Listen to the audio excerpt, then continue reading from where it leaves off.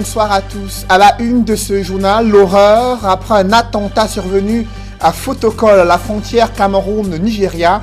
Selon des témoins, un enfant a déclenché une charge explosive sur le pont El Beid, situé à la frontière Cameroun-Nigeria. Le bilan humain est lourd. Ces affres de la guerre qui ravivent dans les esprits une guerre que d'aucuns croyaient terminée sur les terres de l'extrême nord, l'une des régions les plus pauvres du Cameroun. Vous suivrez dans ce journal la réaction d'une élite du Grand Nord, le ministre Issa Chiroma Bakary, qui interpelle le chef de l'État sur la situation difficile économiquement et politiquement et sur le plan social des régions du Nord, du Grand Nord, qui attendent encore des développements, des politiques de développement de la part du président de la République. Il s'exprime en ouverture de ce journal. Entre l'option militaire et le statut spécial des régions anglophones, le chef de l'État a-t-il enfin la bonne stratégie pour favoriser l'apaisement dans ces deux régions en guerre depuis près de 2 ans et demi? Rien n'est moins sûr. À suivre au cœur de ce journal, la réaction croisée de la classe politique sur les enjeux du retour à la paix dans ces régions et comment les élections, du moins la campagne électorale, va-t-elle se dérouler dans cette partie du Cameroun. Vous les écouterez au cœur de ce journal.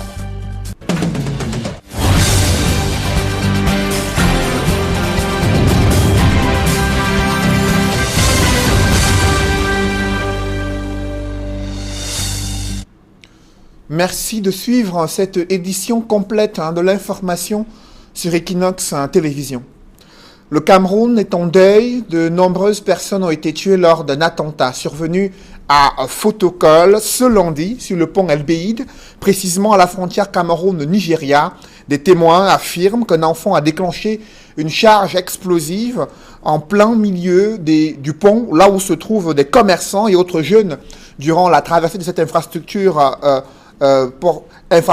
qui permet de pouvoir relier le Nigeria et le Cameroun. D'aucuns parlent de ce qu'un enfant aurait manipulé une charge explosive et ce qui aurait entraîné une déflagration, laquelle a été fatale pour des civils. Le bilan est lourd.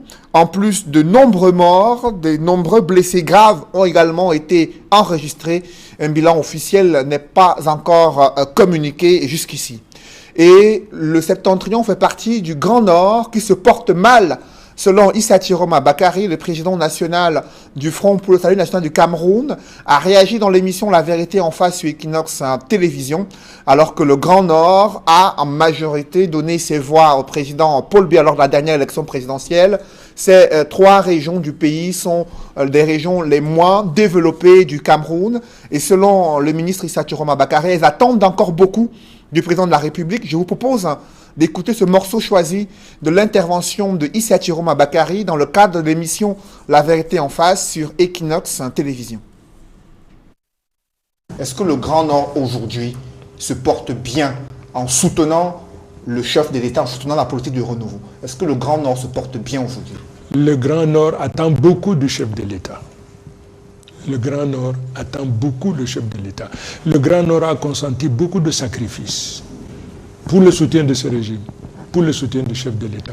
Je vous ai dit que tous les présidents des partis politiques originaires du Septentrion, UNDP, MDR, ADD, ANDP, FSNC, nous tous, sans exception, nous sommes aujourd'hui le soutien du président de la République. Mais une partie de la jeunesse du Septentrion estime que vous, les élites, instrumentaliser cette jeunesse comme un bétail électoral pour vous positionner au sein du gouvernement. Que répondez-vous? Nous avons besoin de la jeunesse, parce que cette jeunesse doit être aux commandes de son existence. C'est pour cette raison qu'à la faveur des prochaines élections, nous allons dire aux jeunes, venez nous accompagner, venez nous suivre. Nous allons vous montrer, fort de notre expérience, la voie à suivre. Mais pourquoi vous continuez à soutenir le chef de l'État? Pourtant, la jeunesse du Septentrion, elle se plaint, elle n'a pas d'emploi, elle peine à avoir de l'eau, les infrastructures scolaires sont quasi inexistantes. Vous l'avez souligné, lorsqu'on évoque les statistiques du baccalauréat et des performances scolaires, ce sont les régions qui sont les moins classées dans le classement général de l'OBC. Depuis une trentaine d'années, ces 3 régions continuent de soutenir le chef de l'État. Pourquoi vous continuez à le faire alors que les résultats sur le terrain, selon la jeunesse du Septentrion, sont loin d'être probants? Quels sont ceux qui rendent exécutoire la politique du gouvernement? C'est des ministres, n'est-ce pas? Le chef de l'État a une vision holistique de la situation. Il donne des directives et puis il nomme des ministres. Mais il ne peut pas quitter de la présidence de la République pour exécuter ce que les ministres doivent faire. Ce sont les ministres qui ont échoué. Mais bien entendu. Et donc, je vous ai dit tout à l'heure qu'il nous a donné 2 ministres de l'éducation de base. Et malheureusement, nous avons encore nos enfants. Le président Biya ne doit pas partir de la présidence de la République pour comprendre et faire ce qu'il a à faire. Je pense que ce problème-là, aujourd'hui, porté à sa connaissance, il est en train de réfléchir pour trouver les voies et moyens qui permettront que cette chose-là, cette aberration, cette asymétrie dans la distribution disparaisse pour que table-banc soit mise en place pour qu'on construise ainsi de suite. Et comment va se dérouler la campagne électorale dans les régions du nord-ouest et du sud-ouest? Le président de la République a fait savoir dans son discours de fin d'année 2019 qu'il est prêt à renforcer la sécurité pour le bon déroulement du scrutin législatif et municipal. Le président de la République a insisté sur l'option militaire pour faire face à cette criminalité, tout en évoquant le statut spécial des régions du nord-ouest et du sud-ouest. Ces 2 mesures sont-elles à même de favoriser le retour à la paix dans cette partie du Cameroun? 2 régions en guerre depuis près de 2 ans et demi. Le regard croisé de la classe politique, c'est avec Flavien Valendogo. Le climat d'insécurité qui règne dans les régions du nord-ouest et du sud-ouest depuis 3 ans ne favorise pas le processus démocratique dans notre pays. Parce qu'après le discours du chef de l'État, nous avons vu la réaction des forces séparatistes. Maintenant, ceux-ci s'en prennent ouvertement aux services publics installés dans les 2 régions. Vous n'auriez pas accepté d'organiser les élections dans ce contexte-là. D'autant plus que le chef de l'État reconnaît lui-même dans son discours de fin d'année que la situation sécuritaire ne s'est pas améliorée. Malgré le contexte sécuritaire préoccupant, le chef de l'État, dans son adresse à la nation le 31 décembre dernier, a réitéré sa détermination à organiser les législatives et municipales en février prochain, sans prendre en compte les préoccupations des partis politiques de l'opposition. Comment croyez-vous que dans le département de l'Ibialem, les gens vont voter? Ils vont élire le maire où? À Yaoundé. Donc je pense qu'il faut être responsable quand nous analysons une situation politique. Je voudrais vous informer, professeur Messanga, que je vis à Bafoussam avec le maire de Batibo et tous ses adjoints. À côté du Social Democratic Front, les militants du mouvement pour la renaissance du Cameroun, qui ne prendront pas part au double scrutin, pensent que le régime de Yaoundé est responsable du pourrissement du processus de la démocratie au Cameroun à cause des multiples interdictions des manifestations publiques de l'opposition. We don't care if the Monday says they are going for election, we have already lost. Our priority is the human life that should be protected. I am surprised a whole professor thinks that political position, député, le maire, c'est plus important, plus que la vie des gens. Qu'ils sont en train de les tuer dans le nord et sud-ouest, qu'ils soient là ou de l'Amazonie. It's disgraceful. Conscient de tous ces éléments qui font régresser la démocratie au Cameroun, le président de la République, Paul Biya, a annoncé que c'est un nouveau Cameroun qui s'ouvre malgré toutes les crises. Vous savez, Paul Biya, pour moi, c'est le meilleur président du monde. Parce que dans son discours, il sait que dans son camp, il y a des prévaricateurs. Paul Biya sait qu'il a du mal à avoir la canne. Parce qu'on a par exemple un stade qui nous coûte aujourd'hui 300 milliards. Citez-moi un seul projet structurant qui a été inauguré. Aucun. Quand il a parlé du Cameroun nouveau, c'est désormais avec des personnes de bonne volonté.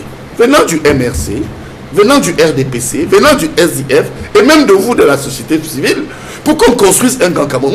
Le professeur Messanga Nyamding, militant du RDPC, reconnaît les tares qui entourent le fonctionnement du gouvernement qui chaque jour œuvre pour troubler la conscience nationale. C'est ça. Quand vous quittez, vous que les dessins de l'ennemi, vous mettez les grenades là. Dans le reste de l'actualité, ce lundi, c'est jour de rentrée du 2e trimestre.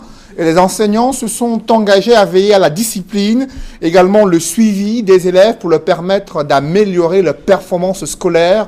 Un trimestre important sur l'année scolaire 2019-2020, notamment pour des élèves candidats aux examens officiels et qui souhaitent passer en classe supérieure. Ces élèves ont également pris des engagements à améliorer leurs notes à la fin de ce 2e trimestre. Ils réagissent dans ce reportage que signent Farel Bounia et Nadine Yambou. Les fêtes de fin d'année passées, les élèves reprennent le chemin de l'école pour le compte de la rentrée scolaire du deuxième trimestre. Au lycée bilingue de Bépanda, dans le 5e arrondissement de la capitale économique Douala, comme partout ailleurs, les élèves des classes d'examen se fixent les objectifs à atteindre. Je compte d'abord voir mes erreurs, voir ce qui n'a pas exactement marché et essayer de me focaliser sur ces problèmes-là, ces difficultés-là pour améliorer mon résultat. Si avant on se réveille peut-être à 4 heures, on va mettre à 3 heures, plus faire de recherche. Il est bien vrai, j'ai pas été vraiment satisfait des résultats du premier trimestre, mais je suis sûre que je vais encore me donner à fond, puisque pendant les congés de 2 semaines, j'ai vraiment eu à réviser. J'ai eu le temps, puisque je ne venais pas à l'école, j'ai eu vraiment le temps de réviser et je suis sûre que je vais m'améliorer pour ce deuxième trimestre. Concernant mon programme d'études, j'ai pris beaucoup de résolutions. J'ai fait part à mes parents, j'ai fait part à mon conseiller d'orientation par rapport à cela. Je crois qu'avec cela, maintenant, je vais pouvoir les pousser vers l'avant. Conscient des enjeux de ce trimestre, les responsables d'établissements scolaires mettent un accent particulier sur la discipline et l'évaluation pour maximiser les chances de réussite des élèves.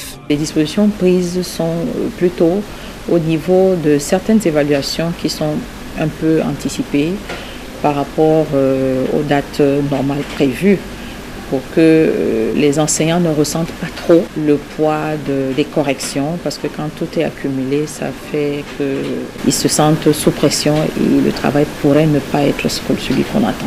Quant à ce qui concerne les élèves eux-mêmes, nous attirons l'attention, nous veillons sur la présence, l'assiduité et surtout la ponctualité parce que vous savez, le maître mot c'est la discipline.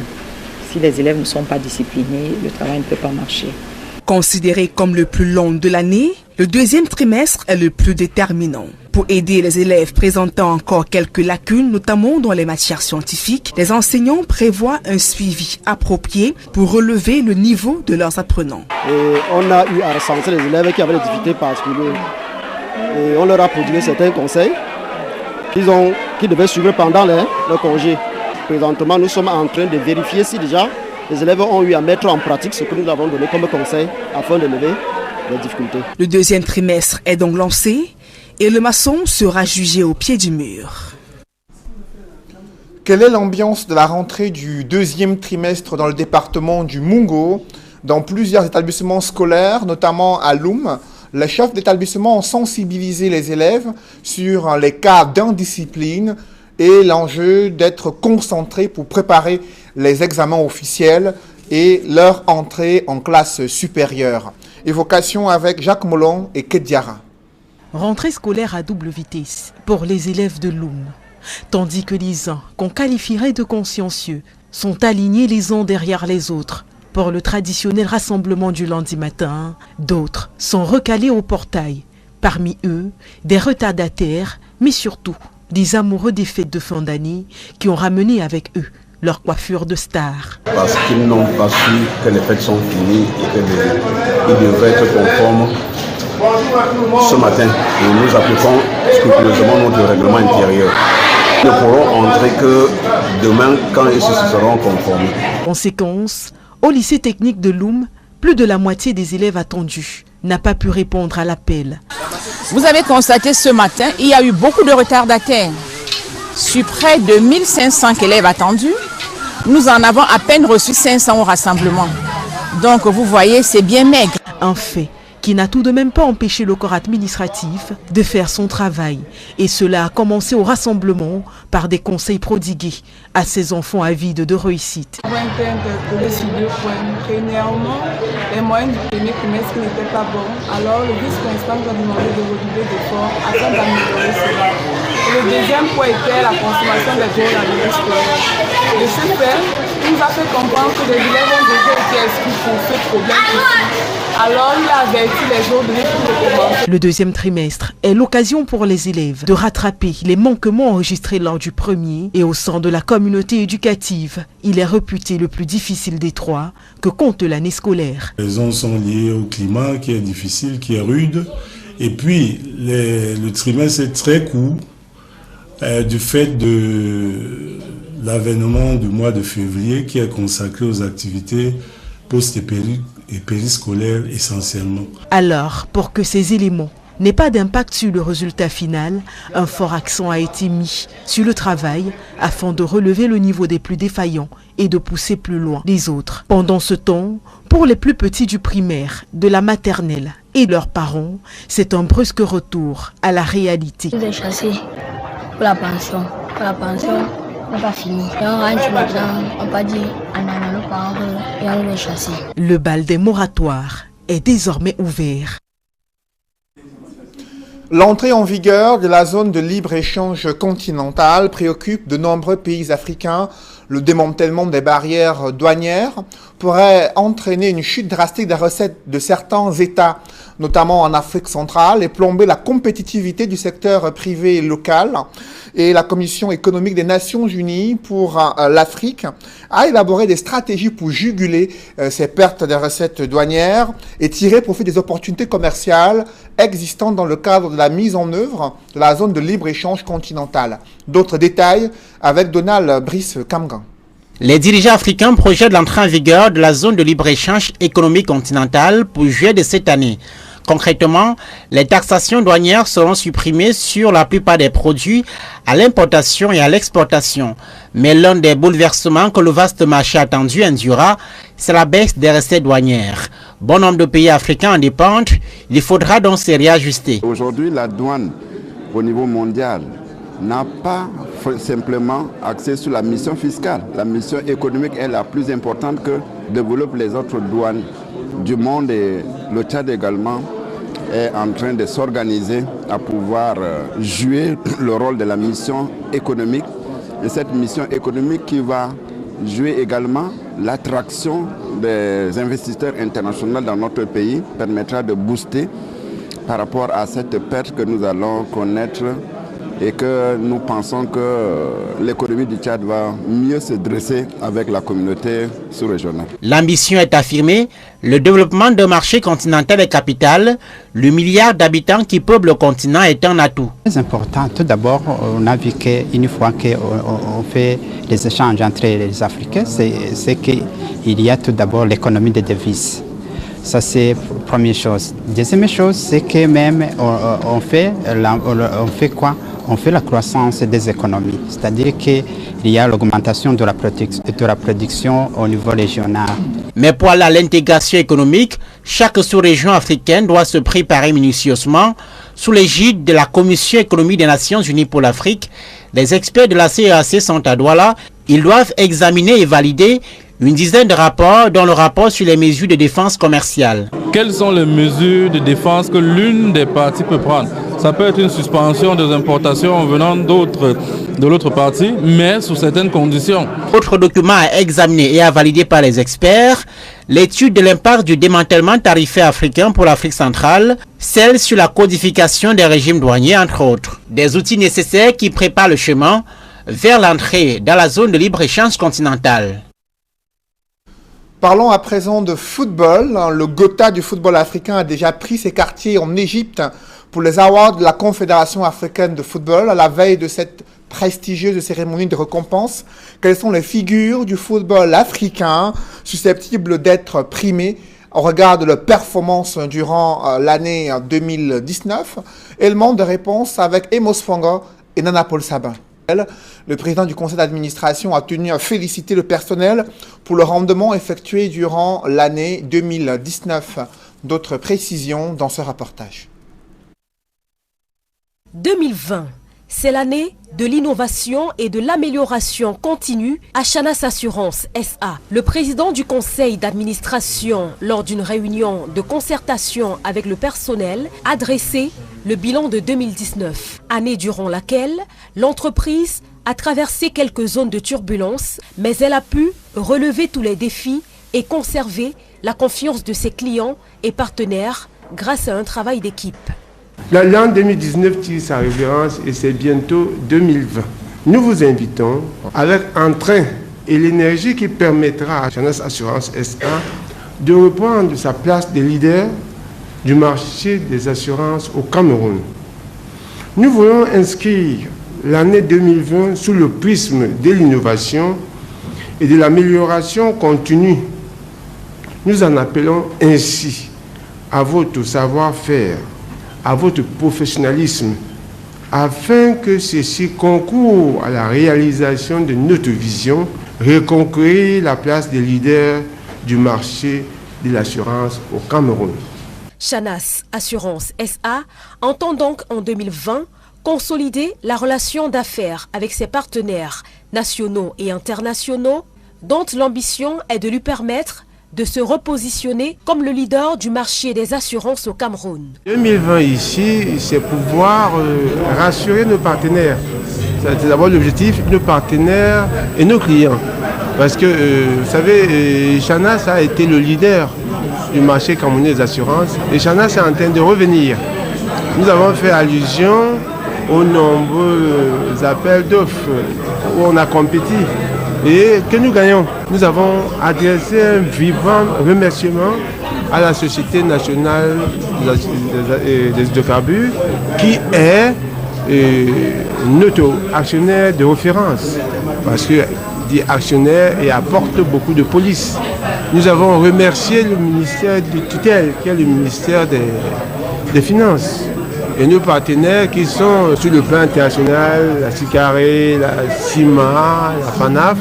On tient à leur dire que nous respectons et nous remplissons les obligations qui sont les nôtres. Le bilan fait en interne avec les employés, les uns et les autres sont désormais tournés vers l'année 2020 pour de nouveaux challenges en vue de respecter leurs engagements pris auprès des assurés et partenaires. Mesdames, Messieurs, c'est la fin de ce journal. Merci de l'avoir suivi. Juste après cette édition de 20h, retrouvez Serge Alain Autou et ses invités pour le débrief du journal sur le plateau d'Equinox Soir. Serge Alain. Législative et municipale février 2020, des dispositions sécuritaires renforcées. Le président de la République l'a fait savoir dans son discours à la nation, c'était le 31 décembre 2019. Cependant, il est loin de rassurer les acteurs politiques, ceux qui connaissent par cœur la situation sur le terrain. D'aucuns estiment qu'elle est loin de s'améliorer, que l'insécurité pourrait être un facteur troublant durant la campagne électorale et même le jour du vote. Par contre, dans les rangs du RDPC, l'on estime qu'il faut faire confiance au président de la République sur les mesures sécuritaires qu'il pourrait mettre en œuvre pour garantir l'organisation des élections législatives municipales dans les régions du nord-ouest et du sud-ouest. Voilà, madame, monsieur, c'est donc l'essentiel. La deuxième partie Equinox Soir, c'est de nous faire. On se retrouve demain lorsqu'il sera 20h. Demain, mardi, 20h, Serge Alain. Voilà, madame, monsieur, dans un